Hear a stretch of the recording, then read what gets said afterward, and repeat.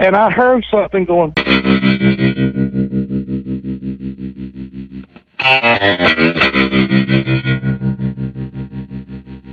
The problem with us when we get to starting about something, we never actually finish it because we branch off into so many damn different directions that every one of them has very important meaning towards what we're discussing in the first place. What we call a Bigfoot and a Sasquatch, we call them boogers in the South.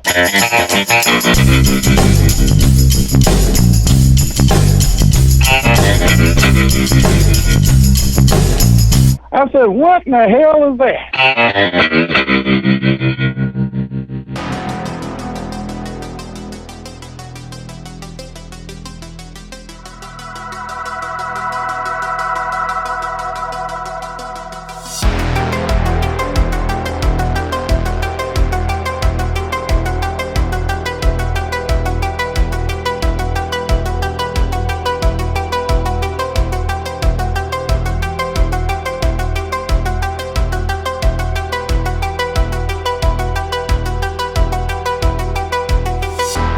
This man is responsible for a tremendous amount of information that exists in the Bigfoot world and is responsible for a tremendous amount of information that I spout off from my own mouth in the Bigfoot world.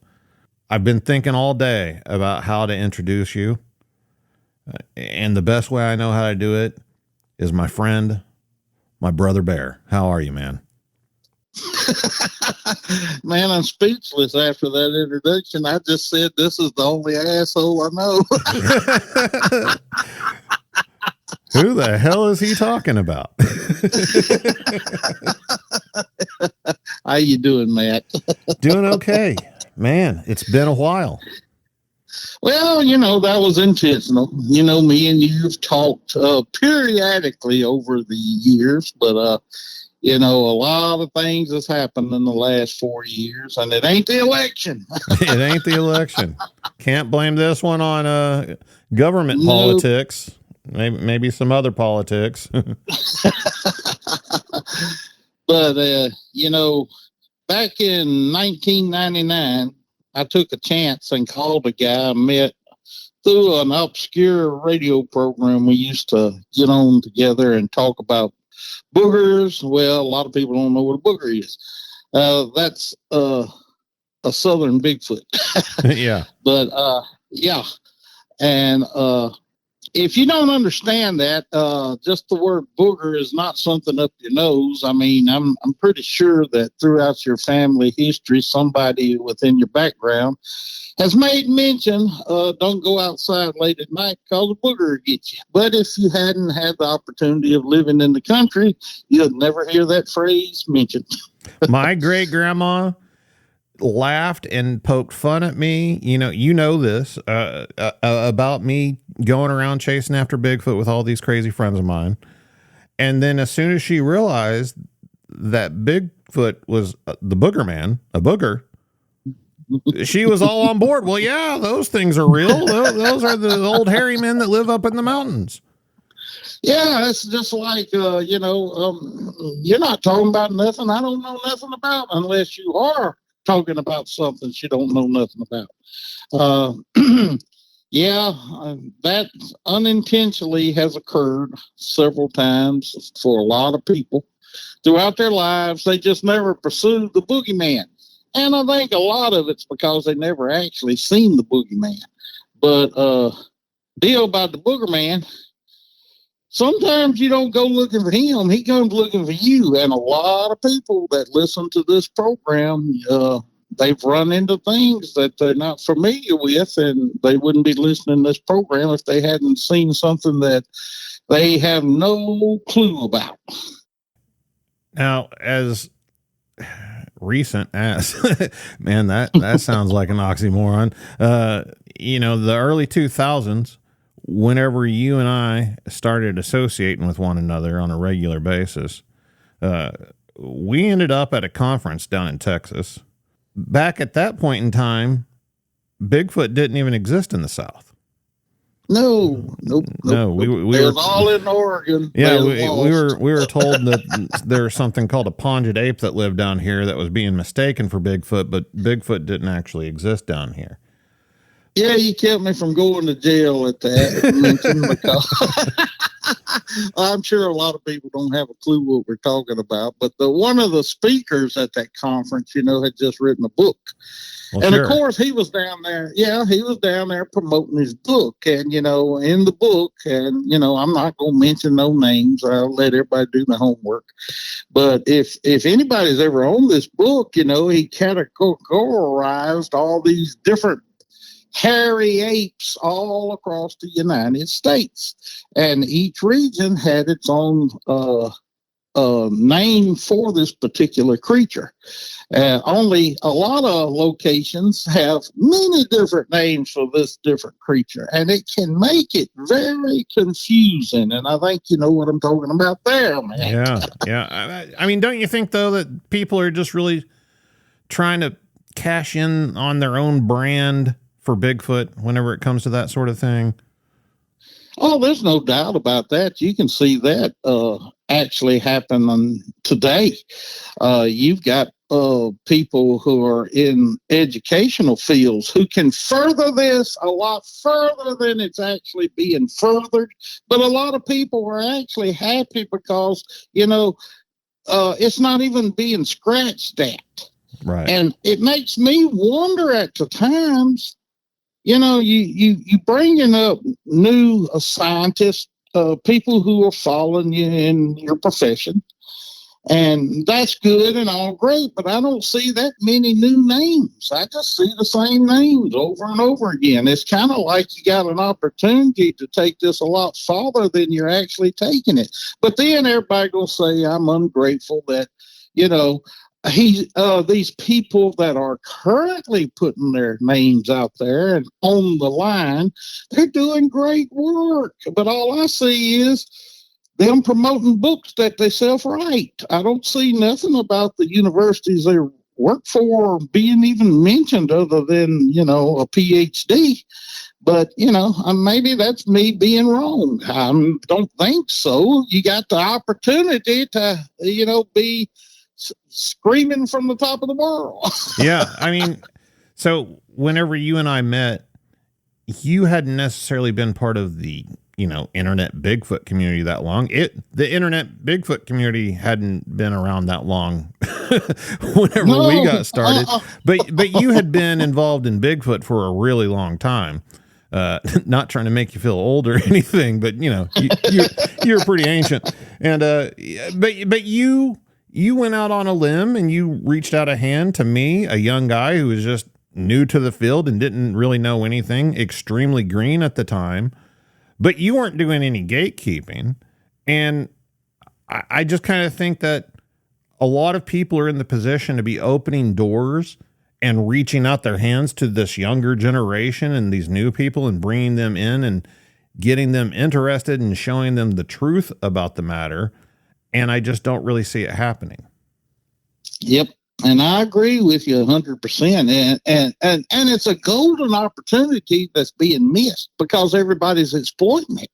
I mean, the only way Bigfoot is doing any good for anybody, they're making people money. Yeah. And it ain't helping the damn booger in the woods a lick, which he don't care anyway. Actually, we do more harm by exploiting him or trying to prove that he exists than we would otherwise, because I've said it a million times back in the day when we used to do Bigfoot Outlaw Radio, and I'll continue saying it. If it's proven to be a real entity, that's not going to make it any easier to view or see or go to the zoo and see it or whatever. It's not going to make it any easier to find this thing. Right. I'm telling you. I had somebody just recently leave a comment on the YouTube channel, I think is where I saw it, asking, why are so many witnesses so concerned with proving this thing is real? That's true. I don't think that there's anybody out there that can even actually prove it's real. No. when you've got so many factors that don't want it to be real, you're already behind the 8 ball to begin with. And naturally, we're going to always be that way. I know the show, you cover a lot of ground now in your format and everything, things that I've never considered. But people, the government has allowed to a certain extent the knowledge that UFOs might be real. Right. All right. Has that showed anybody any clearer pictures of a UFO? Or is it the same old pictures going around the internet? It's the same old pictures. It's probably even muddied the waters even more so. It has. There's no doubt in my mind it has. Because, see, once you admit to something that you've denied for so long, there's more factors involved here than a lot of people stop and take the time to think about. They want to see what the general reaction of the public is going to be in a general overall consensus. Have you seen any panic in the streets because they finally admitted this deal about the UFOs? No, but in fairness, there, and I don't want to go down this rabbit hole, but there is a bit of reaction to drones all of a sudden. All of a sudden. Are they really drones, though? What is the word UFO? And hell, I can't even keep up with the acronyms for what a damn, I don't know what the hell that is. It just went over my head. So this is something that comes up in my own train of thought quite a bit, and I've touched on it once or twice on this show and maybe some others. But, the whole government conspiracy, the government cover-up thing, obviously a hot topic whenever it comes to Bigfoot and the UFO stuff and anything else involving the unexplained. But then you have people like yourself who maybe not so much in recent years, but previously, we had this little podcast called Bigfoot Outlaw Radio that you mentioned. You were pretty well known in the Bigfoot world. Pretty vocal about the information. Like I said earlier, a lot of your information has been used and now applied by other people who may have rolled their eyes and laughed about it in the past, but that's neither here nor there. Hey, we run across a lot of people like that over the years, but keep going. Has the government ever approached you and tried to shut you up or keep you quiet? I don't know that they have, but I've had some strange things happen when certain circumstances occurred. Due to my presence in the community, a number of people over the years have gotten in contact with me, which, now I'm not as accessible as I used to be. And there's a major reason for that, and you already know it. A lot of people don't realize that the government is monitoring everything. I had an incident where a gentleman called me and said he knew where there was a body of one on the border between Kentucky and Tennessee buried many years ago by this gentleman who was fishing on one of these numerous creeks that flow across the border up there. Don't know the location, kind of have an idea where, but haven't never been there. He was totally serious about this. And when he got a hold of me, of course, I knew I couldn't do it on my own, so I called 2 or 3 other people about it. And it was strange. It was something like a week before we had just replaced our computer system in the house. And a brand new system. Even had to have a technician come almost 120 miles away to set it up and everything. And when I was making these phone calls about this body that was buried from a third party, I started hearing some strange things on my phone. And it was like it was a double click at the end of a conversation or something like this. Am I being paranoid? That's the first thing I thought of. I said, yeah, you just being paranoid here, About that time, we had an electrical storm hit in our general neighborhood, and it hit the transformer catty corner to where my house was. Well, when it did, it had a feedback and it burned back and burned up everything in the house. Of course, I had an insurance claim on it and everything. Had the tech come back down, set up a new system, the whole 9 yards. While the AT&T, which was the phone service we was using, Bell South, they come up to the house and they said, "Sir, has anybody been fooling or tampering with your phone box out here?" And I said, "No, sir, there's no reason for anybody to mess with the phone box. Heck, actually, I knew where it was at, but I didn't think nobody else knew where it was at." And I said, "Wow, what's going on?" He said, "It looks like somebody has put a trace on your telephone line." I said, "Huh?" I said, "Are you joking me?" He said, "I'm not supposed to be telling you this, but, I just wanted you to know that this is not right, and had y'all been fooling with the telephone?" I said, "No, we hadn't even done anything." He said, "Has anybody come out here that you know of and messed with your telephone?" I said, "No, not that I know of." On the way to my house, there was a section of land that was right across the highway that was a pasture. And in that pasture was the only road. He had an access that drives up to the top of the hill. It was kind of growed up where this little road bed was going to an old barn on top of that hill.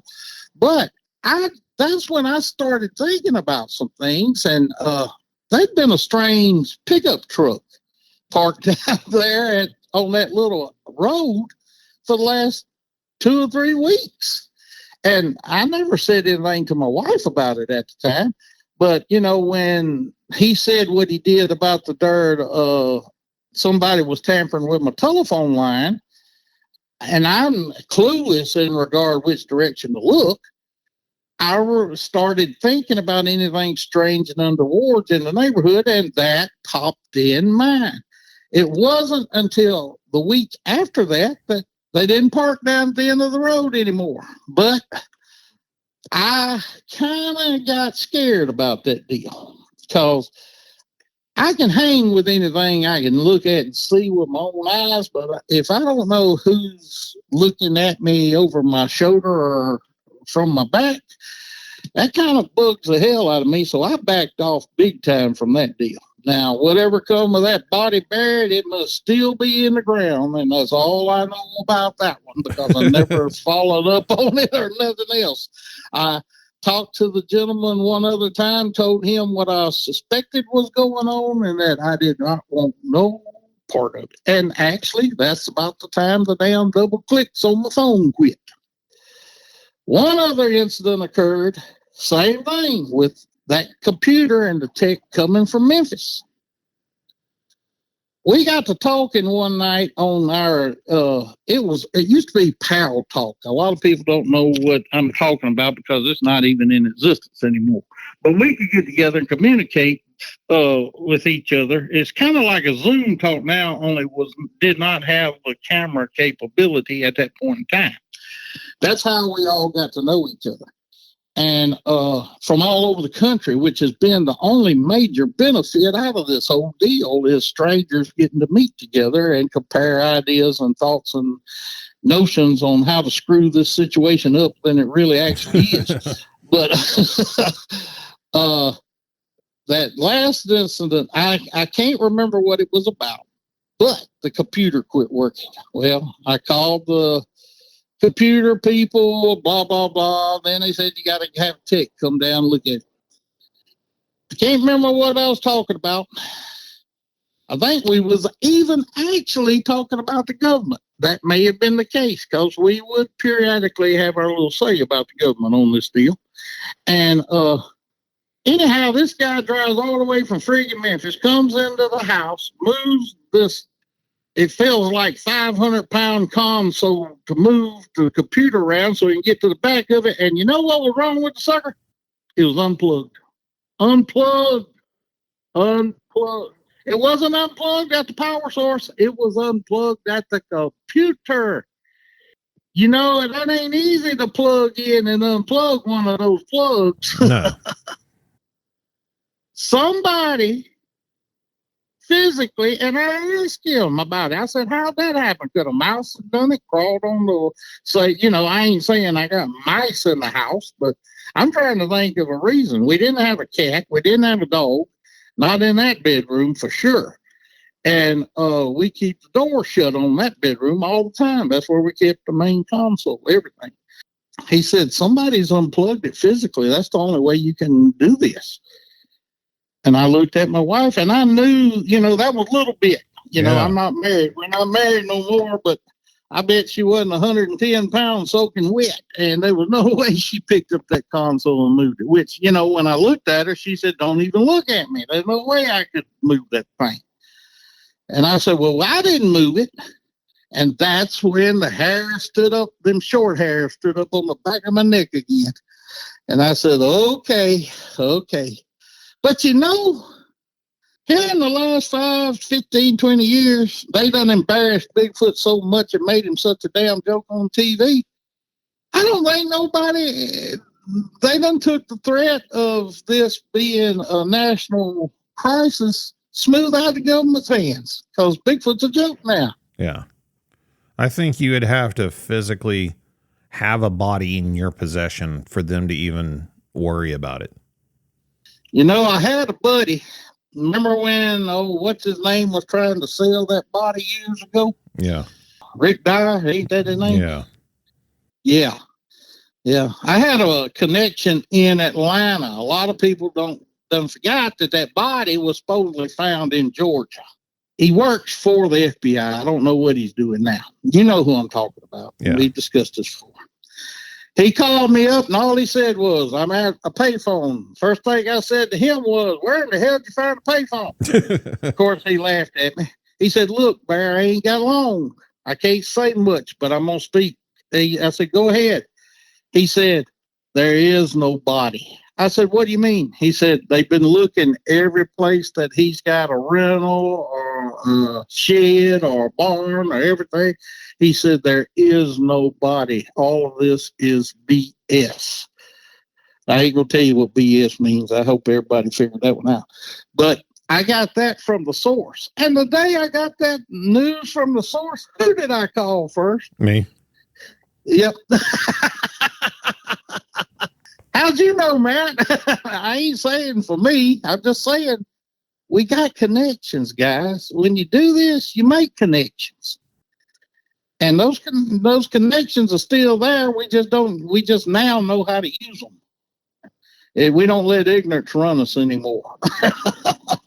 For people that are, you know, tuning in and listening to this episode and thinking, what the hell are these guys talking about? Who is this guy? How old were you whenever you found out that Bigfoot was a thing? Well, it's kind of a funny question there, because one peeked in at me and my brother's bedroom window when we were 6 years old, but nobody had come clean to me then about what this thing was. Had another incident when me and my brother and sister were older. I can't remember whether I was 10 or 12. I'm thinking I was around 10. At 10 years of age, you don't remember when your birthday was when you see a booger. I promise you, it'll take it all away from you. All you do is remember the incident. And when that occurred, I guess my grandfather figured out that me and my brother was old enough to share something with us, and that's when he told us one had tried to chase him and his mule back in the 30s while he was, his words, not mine, courting my grandmother.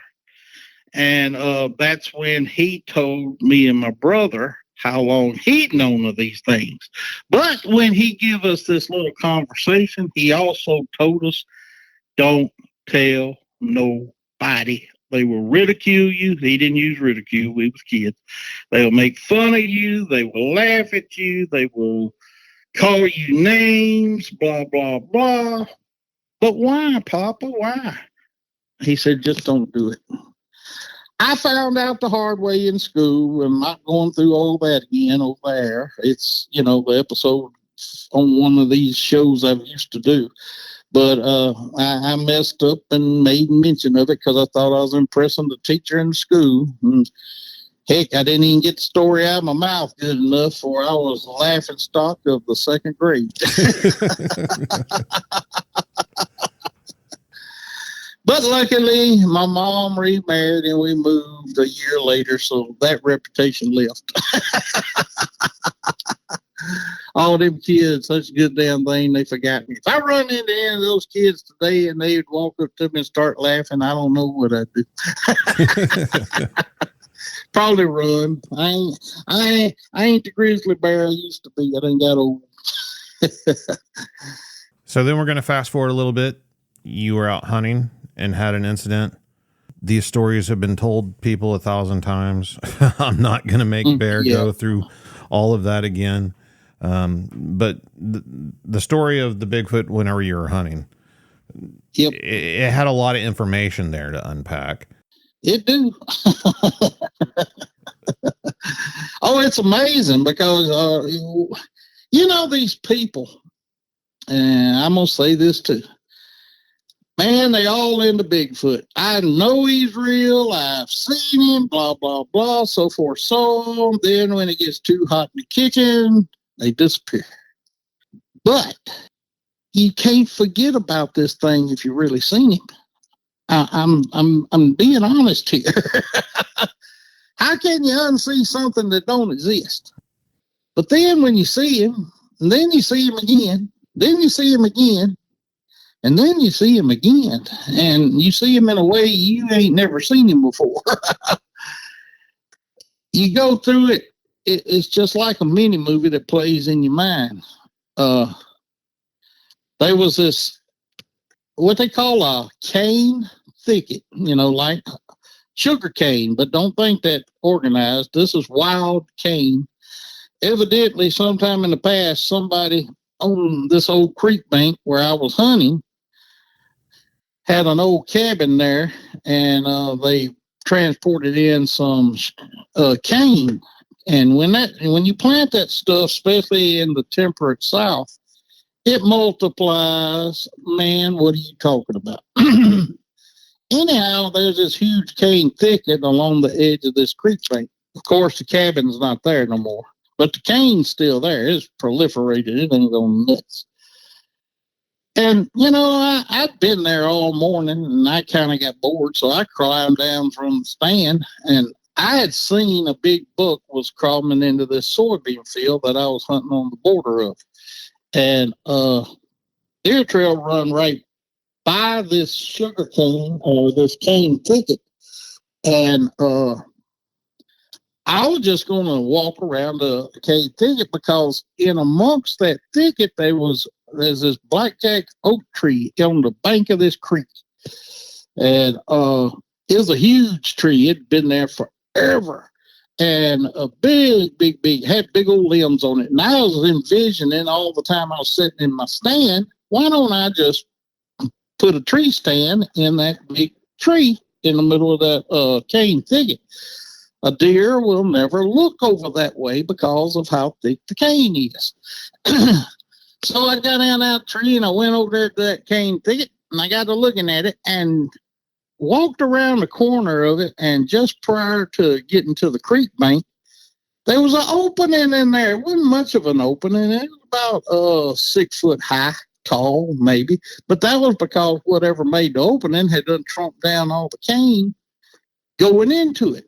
And, hadn't let it grow back up. It just, the neighboring canes had grew up, but the path that went in and out of this booger was pretty well-defined little trail. And I said, look at here, man. Them damn deer are probably bedding up in this darn thicket.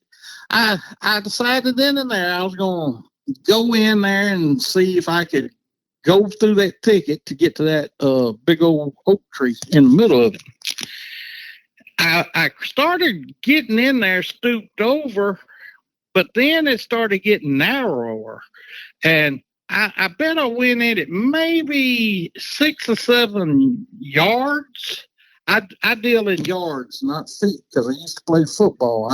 I build houses too, but I'd rather deal in yardage because people get yardage and footage mixed up. When I hear somebody say I wasn't but 3 feet away from a Bigfoot, I'm sitting there saying to myself, you may have been 3 yards away from him, but if you was 3 feet from Bigfoot, he could have swallowed you. Yeah. I mean, and that makes a big difference when you're trying to tell a story, especially to an investigator or a researcher, because if you get your footage wrong, that can make something way off. How can you say that this sucker is 12, 14 foot tall if you don't even know what 3 feet is? Right. Yeah, I mean, literally, figuratively, the whole 9 yards. That's another big fallacy about it. Another thing I hate about Bigfoot is when you start something, you get on other tangents. Now I'm going back to where I was at. You never do that, though. I don't do that. I got down on my hands and knees, and then all of a sudden, that straight trail that your average animal takes to go from point A to point B, he didn't go straight in that pine thicket. This sucker turned back to my left very sharp. I said, huh? I come to this spot, and it looked like it was nothing but a wall of cane in front of me. So I got to look to the right, and then I looked to the left. Where I looked to the left, I could see it bend back on itself. I said, what in the hell is going on here? I mean, my warning bell's going off, talking about them short hairs on the back of my neck. They're going off while we're talking about this thing. I look at this, and I say, a deer didn't do this. But something's making a trail in here. So I turn to the left on my hands and knees with my gun on, holding it in my right hand. I'm picking up. My barrel's clean of the dirt in the ground. I was raised with a gun. I know how to handle a gun. And I was being as safe as I could be, and I was scared crapless. Because not only did this trail go in there to the left, it turned back to the right. Now, if you will envision in your mind the letter N backwards, that's the type trail it was in that cane thicket. The letter N backwards. I broke out into that opening. Something had thrashed down all the sugar cane within that little circle. You couldn't tell it was thrashed down from the outside looking in, but you get on the inside, that was pretty clear, a little clearing in there. Because they had thrashed cane down, and it had been old thrashing. In other words, this wasn't the green cane that was on the ground. It was yellow and weathered and old. I mean, this thing had been used in this thicket for a while. Up until this point in time, I still don't know what's using it. I'm on my hands and knees. I just broke my head out through that clearing. First thing I do is look to my right at the trunk of that big old tree. And I was so excited because I made it there and I didn't have to thrash all that cane down because somebody done thrashed it down before me. Lucky you. You lucky me. Very lucky me. I'm still on my hands and knees. I'm raised up. I got both forearms on the ground. My gun's on the ground, laying right there in front of me. I'm on my knees. I raised myself up. I looked as much as I could across that threshed up garbage, which was as tall as 2 feet all across there. And I start at the right, the trunk of that tree, and I start panning all the way around until I get to the left. And when I look over there to the left in the corner, I see this big old reddish brown hump. Now, don't get me wrong here. I ain't talking about red as in red. I'm talking about in a maroonish color, rust-looking red. One that can adapt very easily, especially certain times of year like the fall and the winter. But this sucker was elongated. It was I figured out what it was because it looked like a hump up in there. But you know what the hump was? It was his butt. This sucker was laying on his front arms underneath it like a baby with its knees curled up under it like a baby with his butt up in there. Not just literally and figuratively sticking up for the sake of sticking it up there. That was where it went when it put its knees up under itself. Yeah, like how a little baby will lay in the crib. Right. And this rascal's head, which I didn't know it was his head, all I could see was hair until it opened its eyes. This rascal wasn't 12 yards from me, Matt. I'm on the ground, on my knees and my hands. Yes, I had a gun. I had my rifle. When I saw this rascal, I was all right with it at first. Now we got to start thinking a time frame here, because everything I'm going to tell you from this point on happens probably at 2 snaps of the finger. Right. That's how quick it occurred. It opened its eyes. When it opened its eyes, I knew I didn't need to be on my hands and knees anymore. So I stood up as tall as I could stand, up above, grabbing all of the honeysuckle vines and briar thorns that was interspersed with all of that cane that was above my head. When I stood up, I had grabbed my gun, my rifle, and I picked it up with me, had it in a missionary position. That's at port arms, at chest level. I didn't even raise it up to my face. Wasn't no need doing that. I had a scope on the gun. All I had to do was pick it up and just point. That's how close I was to this rascal. When I was in the process of getting up, this rascal sprang up like a damn Jack in the Box. And, you know, I've made mention, I've thought about it 1,000,000 times since, even unconsciously. This has woken me up in nightmares, people. I'm telling you. That rascal jumped straight up like he jumped out of a box. He had his legs already underneath him. All he did was propel them upward, and he had both arms underneath his head, and he straightened them out just like I was when I was on my hands and knees, and he pushed himself totally erect on 2 legs. He hit the ground on his feet, and he never took his eyes off of me. He started grunting and growling, and it was intensifying every time he'd take a step. He would turn, he walked immediately as soon as he stood up, about 3 slow steps to his left, my right. When he was doing that, he never took his eyes off of me. His free arm that was not towards me, but toward the wall behind him of cane, he was using it to hit the cane. He was slapping at the cane with that, but he wasn't slapping with his other hand. It was directed at his side. He stopped after 3 steps, turned completely around, and went to my left, his right, and he went about 3 or 4 steps that way. Still growling, still raising hell, and this time his free hand is his right hand, and he's slapping the wall with it. He turns back around one more time, and he starts on his trek again. Then all of a sudden, he just explodes and starts running straight at me. He throws both arms up in the air. Then long, gnarly fingers were curled. I remember that shit. And he was heading dead to me. 12 feet now. What is that? Maybe 3 bounds? Yeah. Now, I'm sitting there shaking so hard I can feel the top of my boots and my damn thighs off my shins. I'm shaking that hard, Matt. I'm not going to lie. I was scared shitless.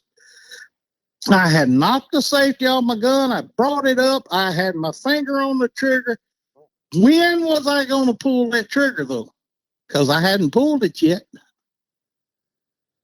All of a sudden, it darted to my right, his left, and tore through that wall I just crawled through on my hands and knees like it wasn't nothing but paper mache. He had me if he wanted me, Matt. That's all I can say. He had me if I pulled the trigger. If he didn't want you to leave, you wouldn't have left. Yep. And that sucker paced me all the way out to where I parked my truck on the road about 1.5 miles out of those woods. He was rattling the damn bushes. He was raising hell. I was shaking so hard I couldn't even get my hands in my pockets to get my truck keys out to unlock the truck. Of course, it didn't help that, that sucker was still over there in them bushes raising hell. But as soon as I got in the truck and got windows down, because I didn't know if he was going to attack the truck. I didn't think he would. He had plenty of opportunity to get me between point A and point B, but he didn't go for it. I know he respected that gun. That shows me they're smarter than average because, a deer will see you year round, but you ain't toting a gun a year round either. You know what I mean? Some reason the booger don't like us for, and he has his own logic for it. But I can promise you this. I guarantee you it's our fault. To us as humans. Do you think it's just history of observation of what we do with guns? Do you think there's been incidents in the past between us and them? It's very possible, Matt. It took us forever to get in a written history of the United States history, and most of the history that was written about the United States was from explorers and scouts who couldn't even read or write. Yeah. And, what few tales that get passed down, that's how it got passed down, was from language, talking to each other. The Native American people, those people didn't have a written language. They pass it on down.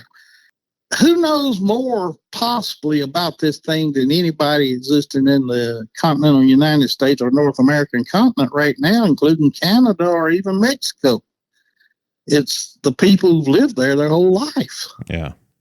This is something that's come up recently, and you and I have talked about every single aspect possible in regards to these things. Oh, yeah, no doubt. There's something that almost seems instinctual whenever it comes to these things in regards to us, about how if you go out there enough and you have enough encounters with these things, spend enough time out in the woods, sometimes, not all the time, but sometimes you can tell when they're around. It's almost like a sixth sense, and like how you're talking about the hairs raising up, on your hackles and everything. Yeah. And that's a trait we don't use no more, man. Yeah. So what causes that whenever it comes to these things? Do you think something happened? Do you think we used to be prey or something? Like, why do we have that instinctual reaction to them? Is it us, or could it be them toward us too? I thought of that a million times. You and me, we think a lot. Me and you have discussed a lot of these topics. You can take a baby cry in the woods will draw these things in. I hope nobody takes offense at what I'm going to mention next, but I know this for a fact, and you do too. A lot of people don't believe this, but people with mental deficiencies are these things are drawn to people like that, and and not to harm them. Not to harm them. They don't understand what's going on, or they can sense that this person is special enough that they want to be a part of it to a certain degree. You know what I'm talking about, yeah. Matt. You've heard these stories.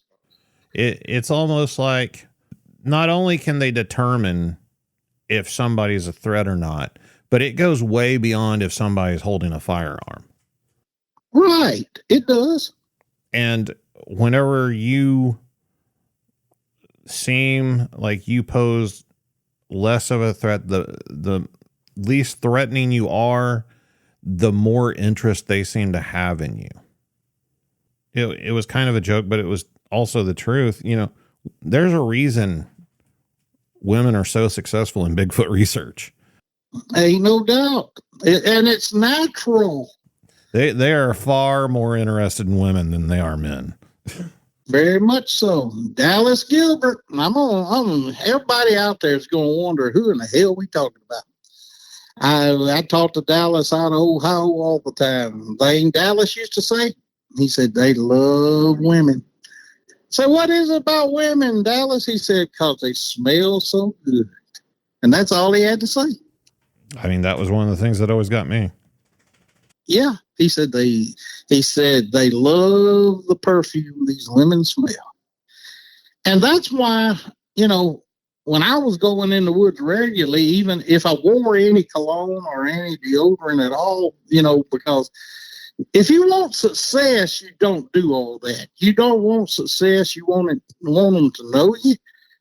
Make yourself accessible. Let them learn your scent. And y'all will laugh. People probably going to laugh about that one, but in the animal kingdom, what you smell like means more than anything. Well, I mean, okay, there's people that all the time I get emails about where can I go? What can I do? So what I know this is dangerous because this is a conversation, you know, we've had. You don't want to lead an idiot to his demise by any means. Well, it's not so much leading the idiot to their demise. I can tell you something, and me and you talked about this. You know what hurts a lot of people who want to see one so bad it stinks? Is wanting to see one so bad it stinks. Yeah. That's what hurts everybody. They're going to say, that ain't no answer. Yeah, it is. If your anxiety levels are sky high, your heart is thumping out the damn bucket because you're going to finally get the chance to see something that nobody has hardly ever seen. And your level of desire, you're wanting to see this so bad, you're giving yourself away. And he ain't going to show up. Am I wrong about that? No, not at all. And again, can you explain it better than I just did? Because I don't think I did it too good. I mean, I just think it goes back to that whole thing about them being able to read body language and to determine, you know, our intent based off that body language. And I think a person that's in that state of mind, jerking their head around, looking in every direction of every twig snap they hear and everything, they pick up on that. They're not stupid. And they ain't coming near it or around it either. You think they're going to subject themselves to somebody whose head's on a swivel the whole time they're there? No, they're going to go do something else because that'll what it stress their ass out. Think about it. So we're going to have to take this amplified a little bit for human purposes. But if you're around a person that's high on methamphetamines, which is the exaggerated version of what we're talking about. Very exaggerated. They're going to freak you out. You don't have to say a word to them. They don't have to talk to you. You just have to observe their behavior for about 30 seconds to realize, I need to go the other direction. The reason being is we can tell by their body language and their behavior that they are unpredictable. And unpredictableness is scary. And I think that's what a lot of it is. I think the Bigfoot know that this person, they may not know that they're out there looking for them, but they know that something's wrong with this person. They're not acting like a human normally acts. And it might be dangerous for me to get anywhere near them. So I'm going to back off. We had way more success doing what you taught me. If you hear something or think you see something, don't jump up and point and yell, there it is. Act like you don't even notice it. Ignore it. Ignore and it. it's hard to do. Oh, it's so hard. I'm telling you. It's so hard. But if you can do it, it don't do nothing but intensify and increase. Am I wrong on that one, Matt? No. Hey, it picks up. It gets better. I mean, what you got going on, and that you, to the extent you have to grab yourself to keep from looking in the woods at it, is just try to soak it up like a sponge, because they will, once these things think you can't hear them, put yourself in their place for a second. Come on, everybody, put yourself in their place. What in the hell? I almost hit him with that damn rock. He ain't even moved.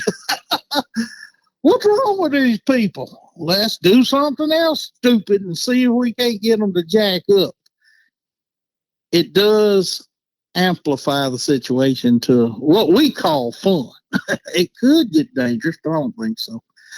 I think by then, once they realize that you fooled them, they get pissed off and haul ass until somebody says they just made a monkey out of you. I mean, I've tried telling that to people. So again, whenever I first got involved in this subject, I met a guy that was talking about doing Bigfoot calls. Could call them in. Now, growing up in a family of hunters, I was familiar with using calls to lure animals in. Right. So to me, it didn't seem far-fetched at all. Asked, hey, where'd you learn these calls from? Well, this is calls that I've heard growing up. Okay. Makes sense. All of it makes sense. Now, the rest of the Bigfoot world was not hip to this. I heard of one other guy, actually out here in Oklahoma, went by the name of Tracer, I believe, who was him. Was known for doing Bigfoot calls, but otherwise, Bigfoot calls were not a thing. There's no way you're calling in Bigfoot. That's ridiculous. Now look at it. It's everywhere. Everybody does it all the time. Yep. And they done retrained every Bigfoot out there, so we got to learn the new calls. But I have told people, which again is information passed on from you, if you do certain calls and you get a response, understand that once they get close enough to you to see that you're not another Bigfoot and that you're just a person, the fun's over. Yeah, they pissed in. Yeah, the fun's over. Because you lured them there under false pretenses. They take it personal. And then if you're in a situation such as you were, where you have a piece of property where these things are at on a regular basis, they'll get used to you and they'll quit coming around. They'll quit responding to your calls or whatever you're doing to try and lure them. They'll just go on and naturally do what every other animal does around you because you're no threat. Which is actually what habituation is. Thank you. Like all the people preaching habituation and being habituators, you actually don't want that. Well, if you have to do or add anything to its environment, it cannot get on its own, you're screwing up. That's all I'm saying about that. I mean, if you start feeding him things he can't get on his own, you're the one that's habilitating him wrong, or her, or the baby, or it, or whatever. Well, let's just play stupid. So what? What can happen? Yeah. What comes of that? Well, it's not so much that. 90% of the people that are into Bigfoot don't even own their own home. 90% of them are renting. And so what they do, they rent that piece of property and then they habituate that Bigfoot there in their backyard for years and years and years. Then all of a sudden they have to move. Who moves in that house afterwards, and do they keep feeding the booger? There you go. Well, we've also known people and heard stories of people, and God bless my granny. She was one of those people. Elderly people love feeding the animals. Yes. And that includes Bigfoot, unfortunately. even though they don't know that. Right.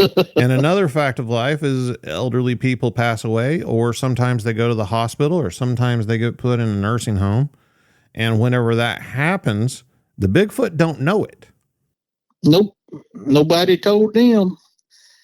Had a buddy of mine whose grandfather was raising him, and he was in Desert Storm. The grandfather was taking care of all the sheep and the goats and the dogs and everything. And then the grandfather had a stroke and had to be put in the hospital. Well, when he was in the hospital, everybody forgot all about the sheep, the goats, and the dogs. And somebody decided that one day, because they missed him being out there, they said, well, I'm going to go and feed his animals for him. And he went to the farm, and everything he had was destroyed, killed, dead, massacred. Couldn't figure out what it was. Got a hold of the son finally while he was in Iraq or Afghanistan. I can't remember which one it was. Maybe it was even Kuwait. And he said, no, ain't nobody supposed to have been around there. And they told him about it then. He couldn't even do anything or find more out about it until he got back home after his deployment was over with. And he told me what was going on. He said, Bear, my granddaddy was feeding them boogers out there, and when he had a stroke, he didn't feed them anymore. He couldn't, and they wouldn't nobody take up slack, and they come back and wanted their food. And, yep, got all the goats, sheep, and his dogs. I mean, we heard that. What was that guy's name? I can't even remember. Whose dad, I think, was feeding them and went to the hospital or something, and they broke into the damn house. Oh, yeah. I forgot all about him. That was my FBI informer's dad. Oh, okay. Yeah. See, the name popped in my head, so I had the right name. Yes. What happened was he was a young fella. We got to know this guy when he graduated from high school. I think he was going behind his mom and his dad's back reading about Bigfoot, and he got in contact with me. I found out how old he was. I said, well, we're going to be up that part of the country not too long. It was up near Tupelo, Mississippi. And we're going to be up there researching. And if you will get permission from your parents that you can come, I don't have a problem with you coming. Now, you got to remember, this kid's 18 years old, so he ain't really a kid, but I didn't want his parents to think we was a bunch of pedophile idiots or whatever, you know. But, I mean, we're idiot enough. We're looking for a monster now. And anyhow, this guy gets hooked up with, of course, he sees several. He turns around. He's hooked into this up to his eyeballs, just like we are. He tells his daddy about it because his daddy was making fun of him. He said, why don't you go out and got blah, blah, blah. And so he starts sharing some of the stuff with his dad. And his dad, he lived in a cabin on the backside of their property. He didn't even live with his mom. He lived in his own house on the backside of the property. But maybe while he's still married, I don't know. But anyway, he starts feeding these things from his back porch to show his son that he could do it. But he didn't tell his son about it until he was in the hospital. When he was in the hospital, when his son come up there to see him, he had a heart attack or something. And that's when his dad revealed to him, you better get to my cabin real quick and go feed them boogers. And she said, what? And that's when his dad come clean to his own son that he's been feeding the boogers that he didn't believe his son was feeding. Good grief.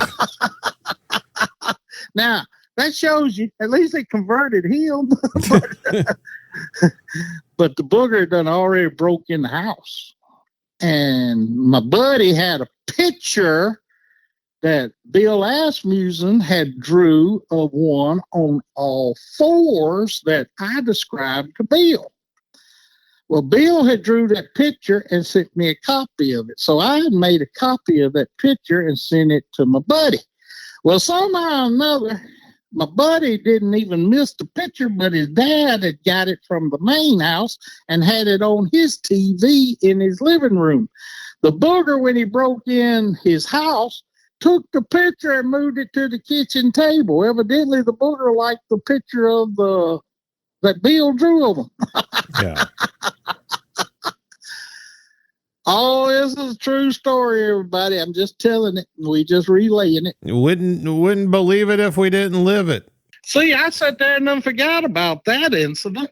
There's so much more I've forgotten over the years. And you know this, Matt, because, heck, I hadn't even told you all of them. Yeah. You know, we work on it, and then we get sidetracked because we're trying to figure out, like that booger in that darn thicket. You had mentioned earlier, there's a bunch of traits right there that's very interesting. I know it was asleep and everything, but like clearly that was some sort of nesting site, a bedding area. Why was it alone? How did you get the drop on it? After all of that, you know, I've been still getting into these things pretty strong, pretty hard. That's about the time, you know, through my calls that I would make when these things would answer from their locations. All right. That's having an intimate knowledge of their land, using topographical maps. Say you hear something come from a little creek down there at the bottom, but the only thing on that creek that could hide anything, there's a little island. Looks like there's about 15 or 20 trees right there. But you always hear a call from that point. Then you hear another call follow up the creek. So you go looking on that damn topographical map to see if you can find other locations like that. And then you can triangulate it. And I said the key word, triangulate, because everything always turned out to be threes. And I noticed that whenever the family unit would bed down, they would have what you'd call guards, or I called them sentinels. And they would have sentinel locations in 3 locations surrounding the family unit.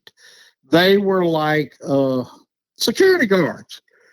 They're on the outer fringes, and if anything comes from that general direction or whatever, they will alarm the troop, usually through tree knocks or whistles during the daytime. They don't like vocalizing that much during the daytime, but they sometimes get excited late in the evening, and they will start vocalizing about an hour, hour and a half before dark, because I imagine some of them probably are getting antsy, hungry, you know, just like your average American family. Yeah. Because that's what they act like. They act like a family unit working together. And to be successful on camouflaging and staying hidden as long as these very real things are doing, you got to work as a team. If you don't work as a team, you ain't never going to be successful. Think about that. You got to work as a team. Everybody sees the solitary booger. Yeah, sometimes they're going out on their own, but 90% of the time, that's very rare, because there's safety with numbers, and a Bigfoot knows this better than anybody. The one you hear, that ain't the one you ought to worry about. You know this one too. You always have one over there making a fool of himself, while the ones that's really serious about you slipping up on you from the backside. And it does happen that way.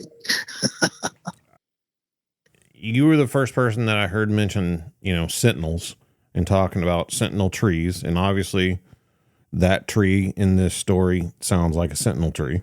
No doubt. Wasn't there? Now, I never went here, so correct me if I'm wrong, but didn't y'all run into a sentinel at far Indian mounds, like years apart from one another? Yes.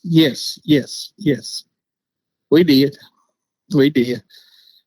I didn't see it. Tim Baker saw it. Remember, it was the one that was in the tree. Yeah. It's same scenario, that little island that I was talking about. Yeah. If you Google Far Indian Mounds, I mean, it's pretty wide open. You know, they clear out the mounds. It's a tourist attraction. But around it is woods.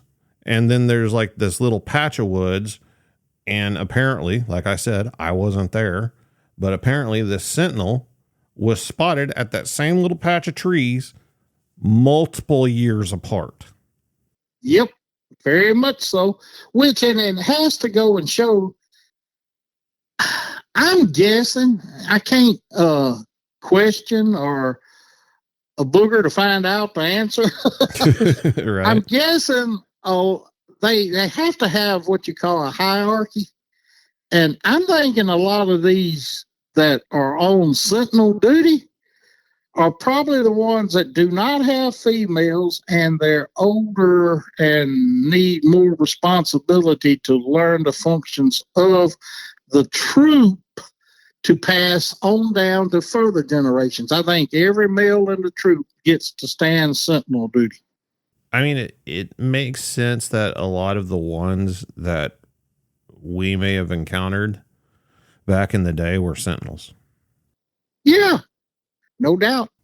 I mean, that would at least explain some of the differences in behavior people encounter, because a sentinel is more likely to do vocalizations like you were talking about, but also more likely to do the bluff charges and things like that, trying to run you out, trying to parallel you to the car. Especially if they get hemmed up in a corner. Right. Think about it.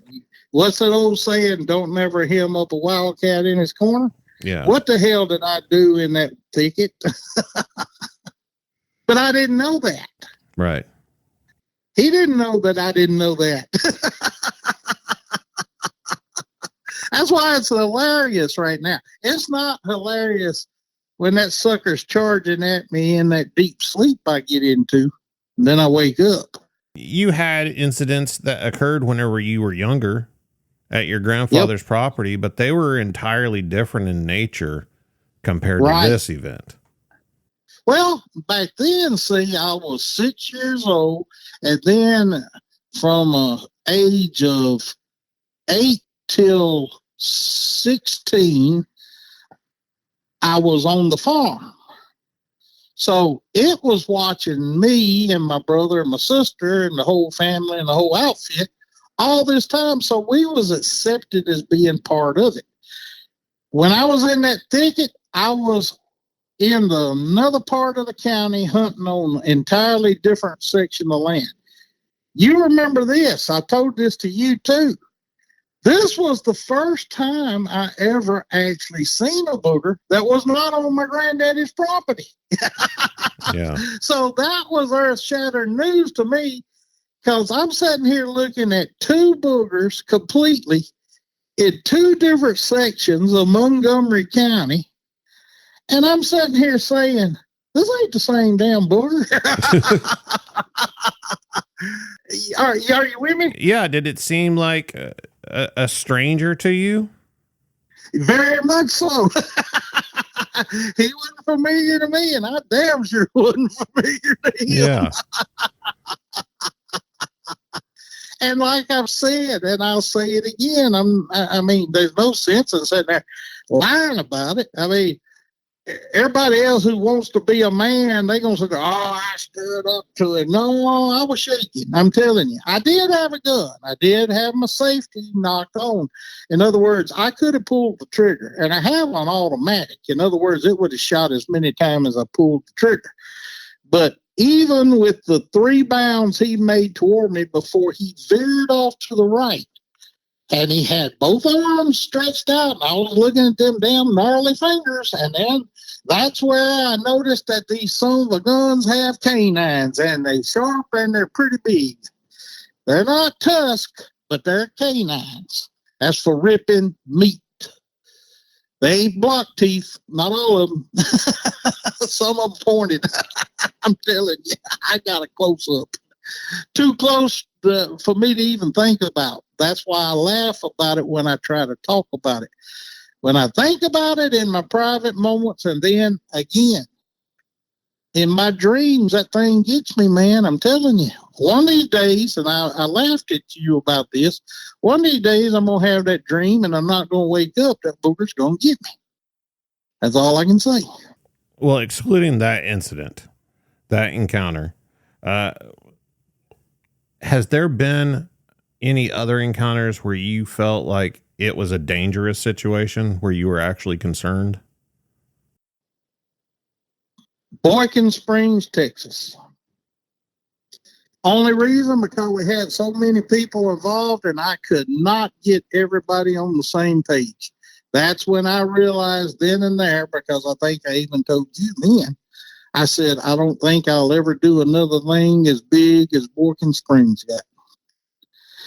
I was directing people into their vehicles, their vans, their trucks, their cars. And that's how many vehicles there was. There were about 3 or 4 because we couldn't get everybody in one vehicle to go to this location. But when we got them there, everything started out pretty cool. But you could feel it when the temperature changed. But I think the temperature changed because of the incident that occurred before we even got to that location. Remember, we was driving to that location when Tim Baker topped that hill. And right there in front of the road, there was 3 Bigfoot standing in front of the road. Who'd have ever seen that? With a caravan of people, multiple cars. Yes.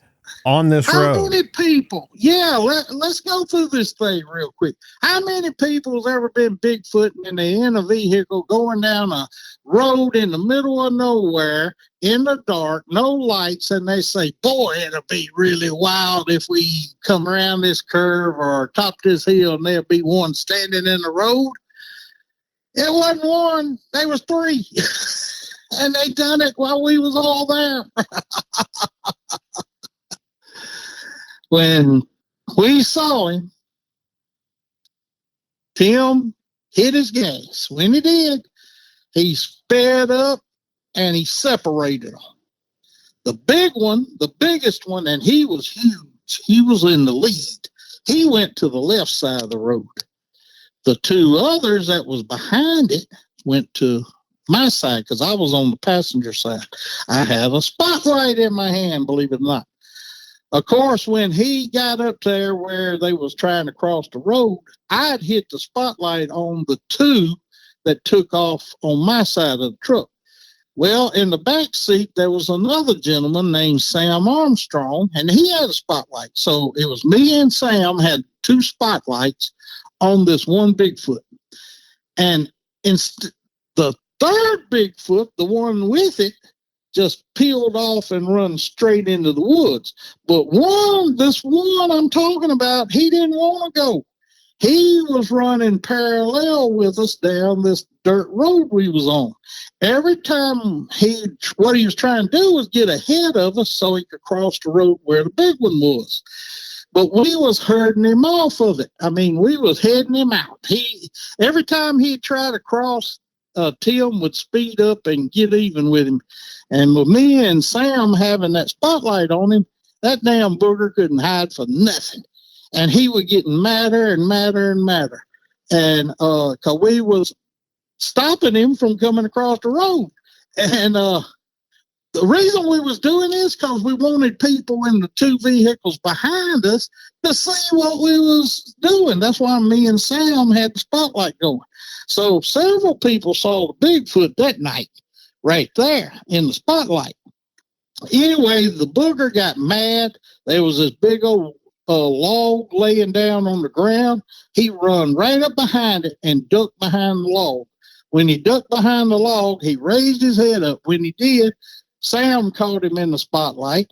He lowered his head again, raised his head again, and he let out the biggest yell he could do because all you could see was his damn teeth and his tonsils. And he turned her around and run straight back in those woods. Well, we still had about 2 miles to go to where we was going to set up and make these calls.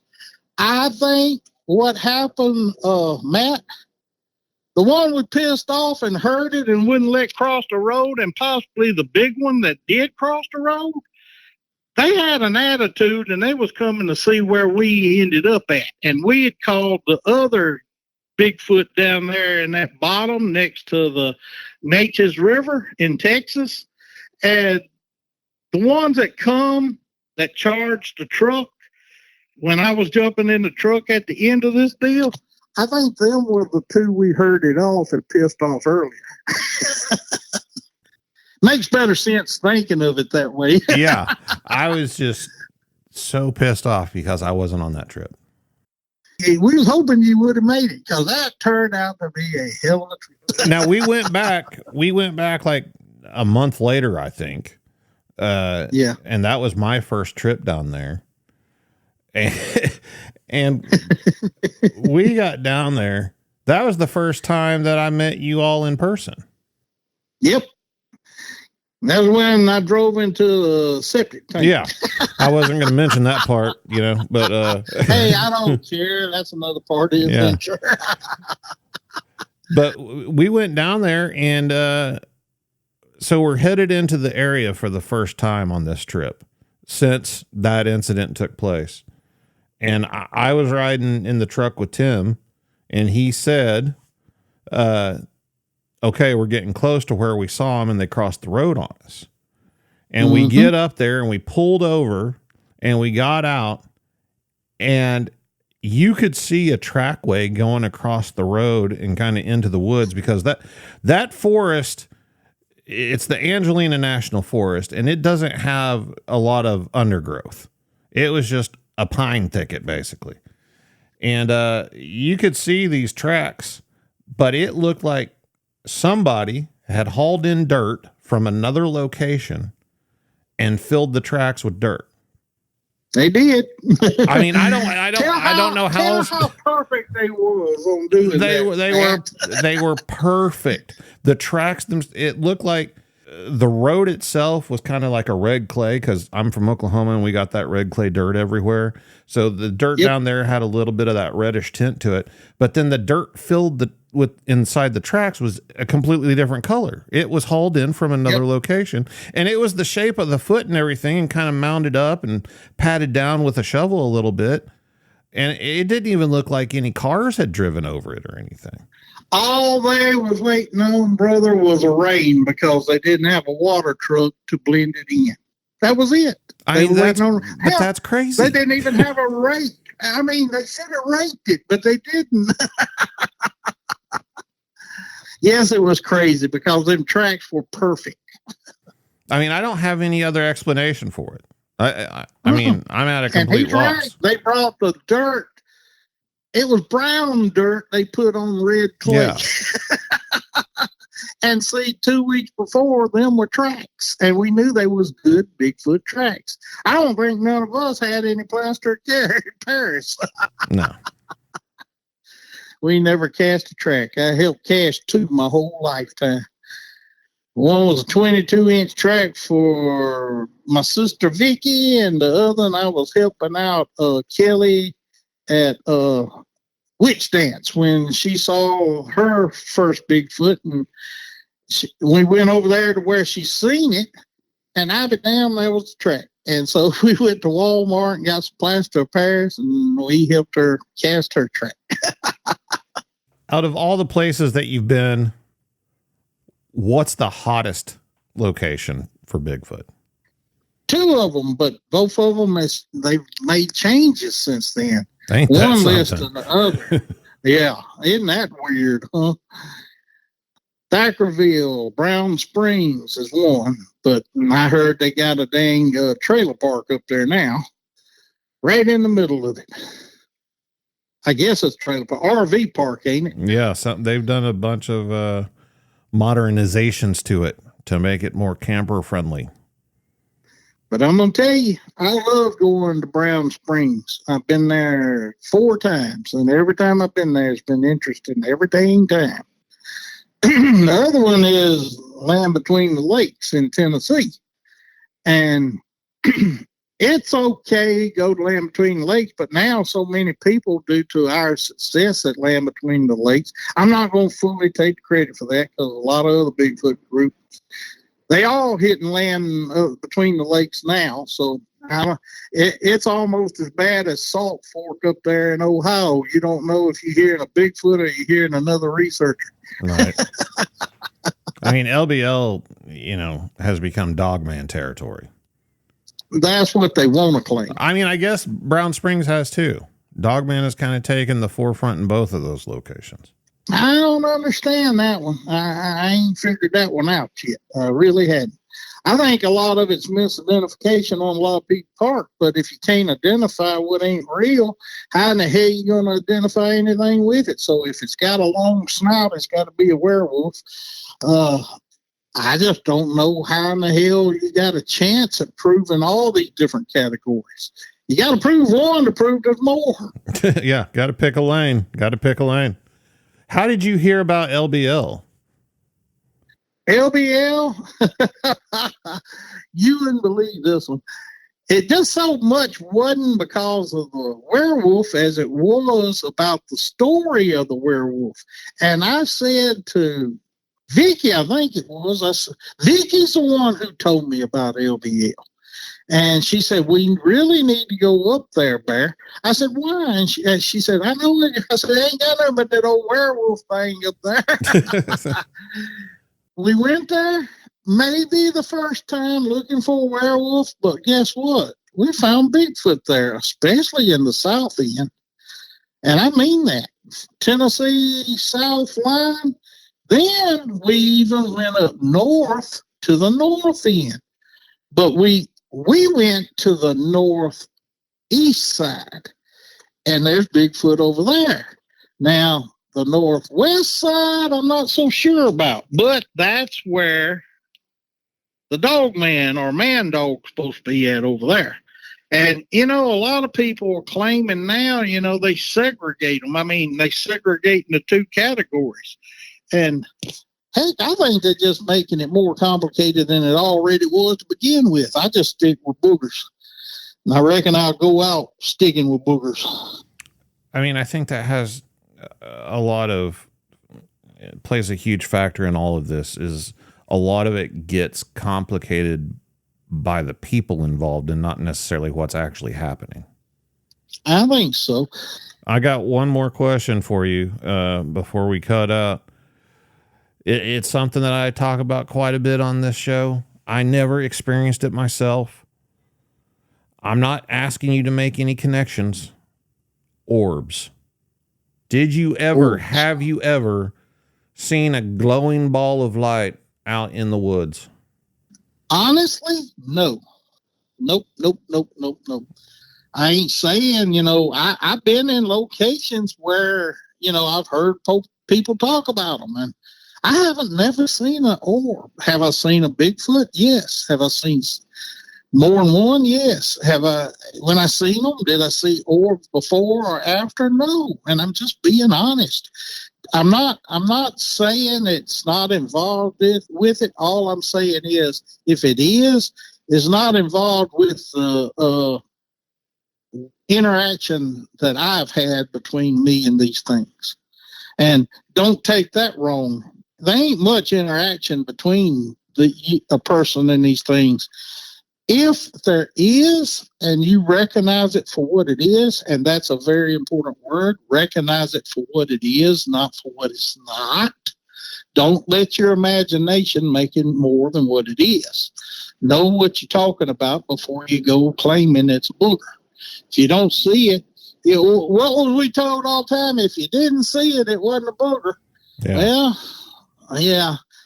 But if you know enough about these things, and I'm not just saying what you think you know, I said if you know enough about these things, you can get lucky and more luckier than other people.